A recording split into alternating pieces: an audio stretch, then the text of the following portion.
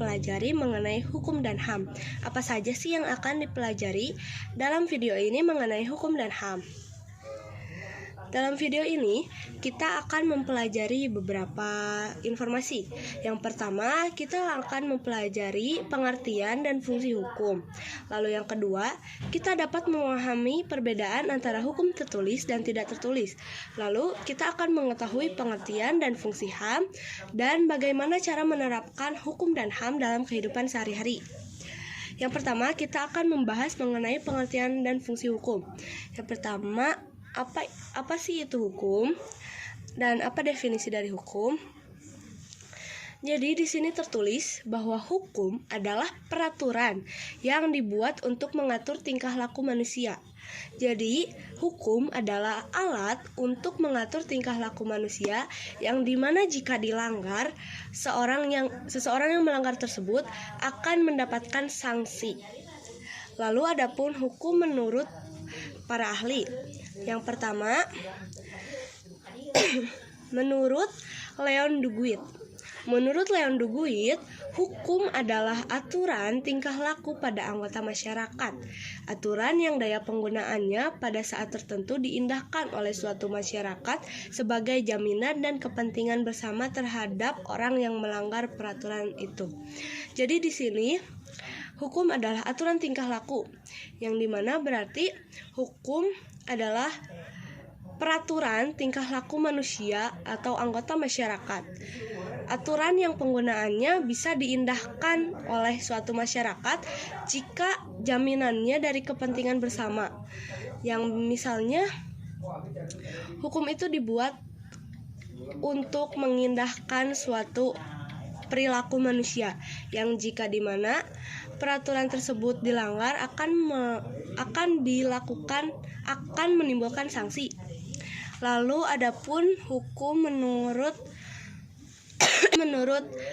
SM Amin. Menurut SM Amin, hukum adalah kumpulan peraturan yang terdiri atas norma dan sanksi-sanksi. Di sini. Lalu menurut Hugo de Groot. Di sini tertulis bahwa menurut Hugo de Groot, hukum adalah peraturan tentang perbuatan moral yang menjamin nilai-nilai keadilan. Lalu di sini ada dua jenis hukum. Yang pertama, hukum tertulis. Lalu yang kedua, hukum tidak tertulis.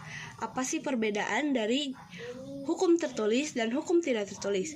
Yang pertama, hukum tertulis. Sudah jelas ya bahwa di situ namanya itu sudah hukum tertulis, berarti hukum yang dituliskan atau dicantumkan dalam perundang-undangan, atau bisa disebut dengan kata lain, hukum yang ada bentuk fisiknya.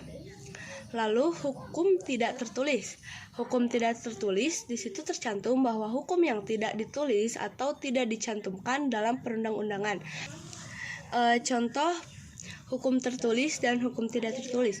Yang pertama, contoh hukum tertulis di Indonesia itu ada Undang-Undang Dasar 1945, lalu Kepres atau Keputusan Presiden, lalu KUHP atau Kitab Undang-Undang Hukum Pidana, dan PP Peraturan Pemerintah, dan KUH Perdata, Kitab Undang-Undang Hukum Perdata, yang dimana seperti yang kita ketahui, seperti Undang-Undang Dasar, KUHP itu memiliki bentuk fisik tertulis.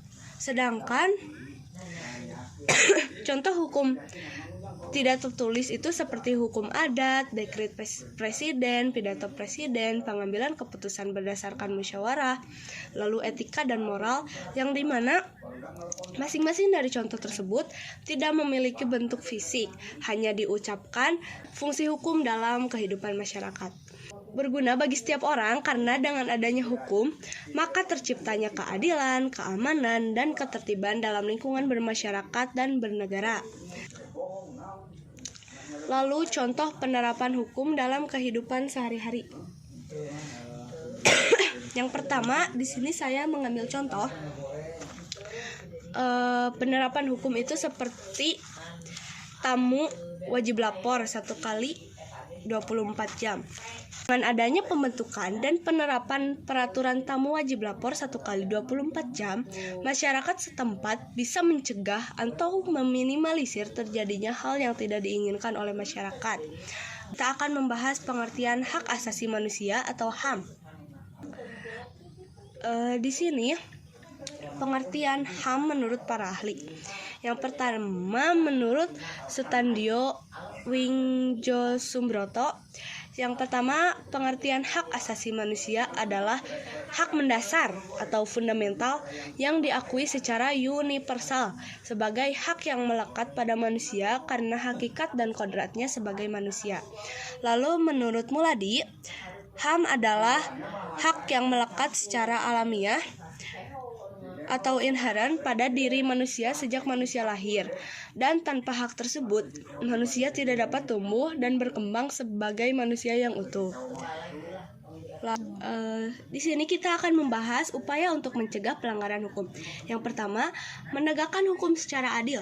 Dengan begitu, hukum tersebut benar-benar berfungsi sebagaimana mestinya, yaitu memberikan keadilan atau melindungi sang korban dan memberikan sanksi bagi pelaku kejahatan. Lalu yang kedua, meningkatkan kualitas pelayanan publik.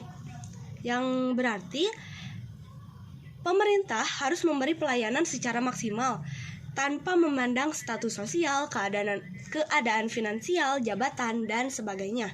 Tujuannya agar masyarakat merasa diberikan perlindungan sehingga dapat meminimalisir munculnya konflik dan kecemburuan, serta menumbuhkan kedamaian serta kesejahteraan. Lalu pengawasan dari masyarakat. Bukan hanya dari kalangan pemerintah saja, seluruh masyarakat juga memiliki kewajiban untuk mencegah pelanggaran hukum dan hak asasi manusia. Tindakan yang bisa kita lakukan sebagai masyarakat yaitu kita harus berpikir secara kritis dan melaporkan jika adanya pelanggaran hak asasi manusia kepada pihak yang berwajib atau yang berwenang. Lalu kita harus menyebarluaskan pendidikan hak asasi manusia, karena dengan begitu masyarakat akan memahami peraturan hukum dan lalu kita harus menyebarluaskan pendidikan HAM. Dengan begitu masyarakat bisa sadar tentang hak asasi manusia dan hukum-hukum yang berlaku di Indonesia dan cara mematuhinya. Itu saja yang bisa saya sampaikan. Maaf jika ada salah tutur kata dan kekurangan. Semoga video ini bisa bermanfaat bagi kita semua. Wassalamualaikum warahmatullahi wabarakatuh.